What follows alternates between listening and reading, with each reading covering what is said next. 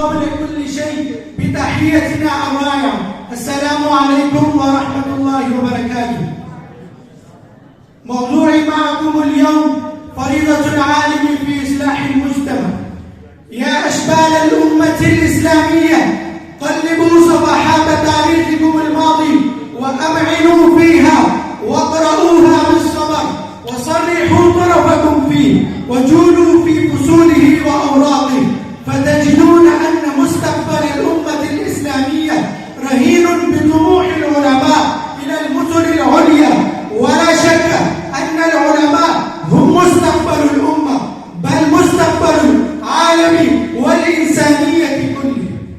يا إخواني في الله، إن ثبتت هذه المكانة الرفيعة فرفعة المكانة تقتضي رفعة الفرائض، فيجب على قيادة الأمة الإسلامية أن ينيروا بحقيقة الإسلام عقول الأجيال الشابة، وأن يجنبوهم عن مزالق الجهل والفساد والتبعية بالرعاية والاهتمام، لأن هذه الفرائض تبعد الهلاك عن المجتمع. قال عز وجل: وما كان ربك ليهلك القرى بظلم وأهلها مصلحون. يا أزهار الإسلام، ولكن الأمر قد انعكس اليوم طرا.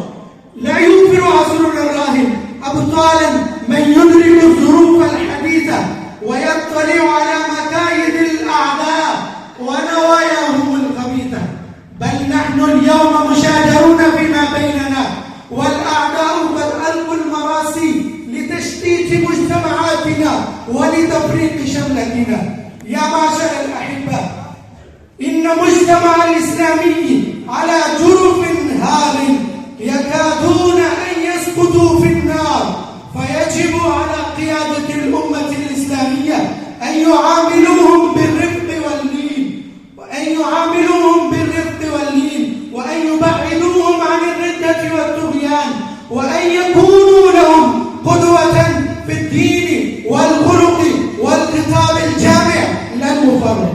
يا معشر الأحبة، يفرض على علماء الأمة أن يستعرضوا الأوضاع الراهنة ويحافظوا على البيئة الاجتماعية ويتسلحوا بالأسلحة الإيمانية والعلمية والمالية، وتصمدوا في سبيل ذلك صمود الجبال الراسيات، وتهزم الأعداء في كل جهة من جهات المقاومة والمناضلة والمغامرة. فإذا ينكشف غمرات المصائب وينكشف سحابة الهموم والهموم، فيبدو النهضة الإصلاحية ومعالمها النيرة في المجتمعات الإسلامية.